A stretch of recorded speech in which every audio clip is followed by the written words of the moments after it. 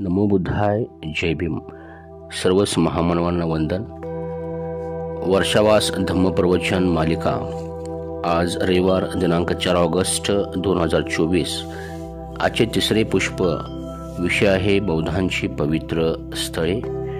मी संतोष भगवान भोईकर, केंद्रीय शिक्षक तसेच सरचिटणीस, भारतीय बौद्ध महासभा, जिल्हा शाखा कोल्हापूर.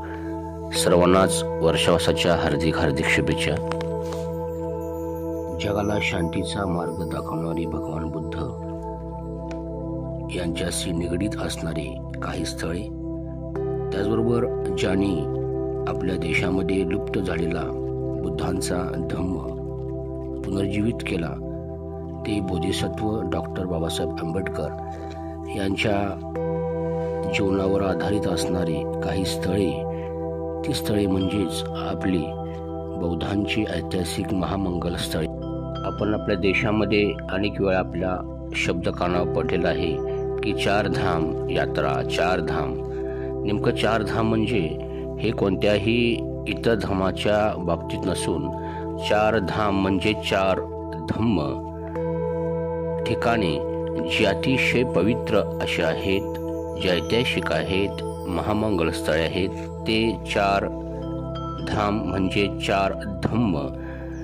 उदाहरणार्थ लुंबिनी, बुद्धगया, सारनाथ आणि कुशीनगर. आणि हा शब्द बौद्धांच्यासाठी 4 धम्म असा आहे. बौद्धांची ऐतिहासिक महामंगल स्थळे यामध्ये सर्वात प्रथम आणि महत्त्वाचं स्थळ जिथे सिद्धार्थ यांचा जन्म झाला, इसवी सन पूर्व 563 रोजी लुंबिनी.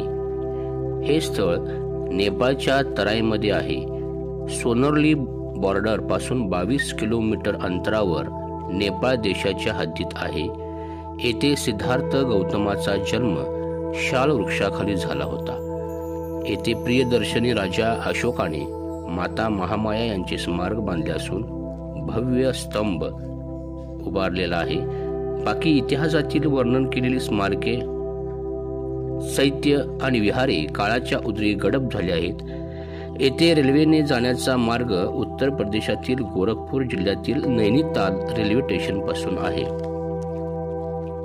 बौद्धांच्या ऐतिहासिक महामंगल स्थळामध्ये दुसरे आणि महत्त्वाचे स्थळ बुद्धगया, जिथे इसवी सन पूर्व 528 जिथे बुद्धांना ज्ञानप्राप्ती झाली.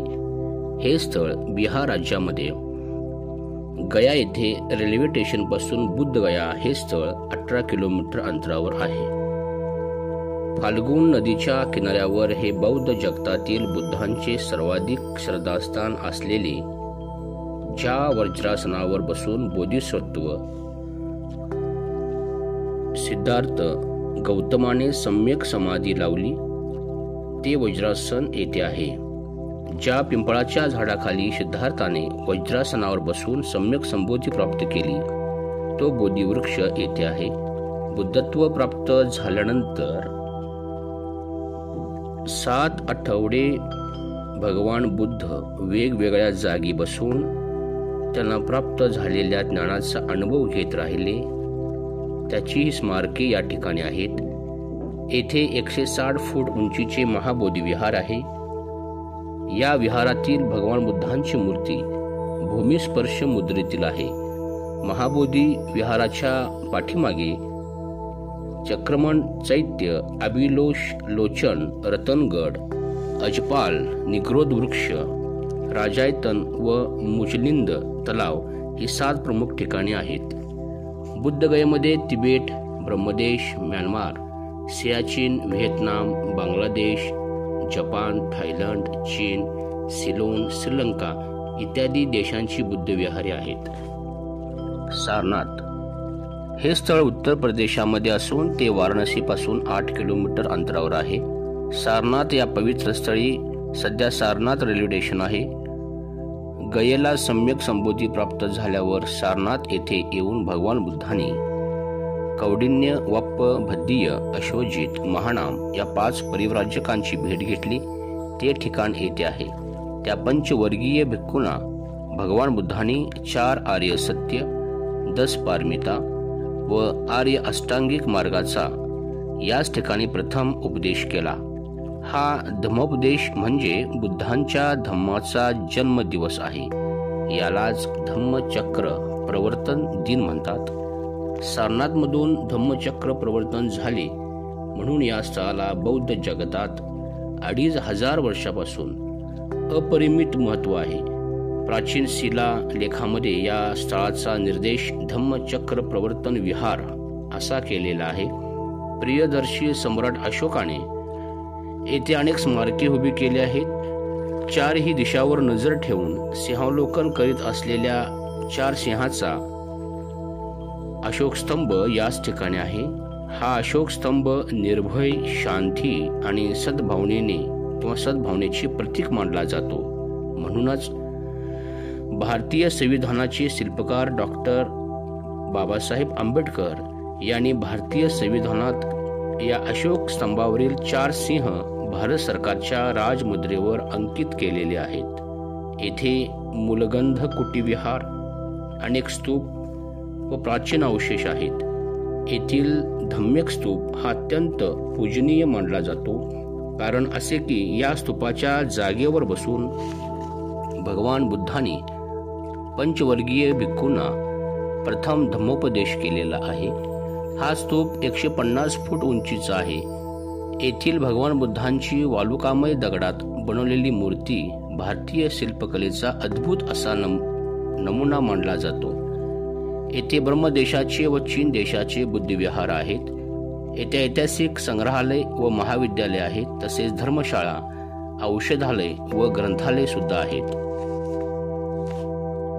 कुशीनगर हे स्थळ उत्तर प्रदेशात असून गोरखपूर रेल्वे स्टेशन पासून 50 किलोमीटर अंतरावर आहे। इसवी सन पूर्व 583 मध्ये म्हणजेच 2507 वर्षापूर्वी वैशाखी पौर्णिमेला भगवान बुद्धांचे महापरिनिर्वाण येथे झाले होते। भगवान बुद्धांचा अंत्यविधी संस्कार या स्थळापासून 2 किलोमीटर अंतरावर करण्यात आला होता। त्या ठिकाणी स्तूप बांधण्यात आला आहे। स्थानिक लोक सध्या याला रामाभार स्तूप असे म्हणतात। त्या स्तूपामध्ये भगवान बुद्धांची महापरिनिर्वाण मुद्रेतील भव्य मूर्ती आहे। त्या मूर्तीची लांबी 22 फूट आहे। राजा अशोकाने येथे धम्मिक स्तूप बांधलेले असून येथे जपान, चीन, श्रीलंका व तिबेट या देशांची बुद्ध विहारे व धर्मशाळा आहेत। यापुढील बौद्धांची पवित्र स्थळे आपण वेगवेगळ्या भागामध्ये पाहणार आहोत। यासाठी चॅनलला सबस्क्राईब करा व फॉरवर्ड करा। नमो बुद्धाय, जय भीम, जय संविधान।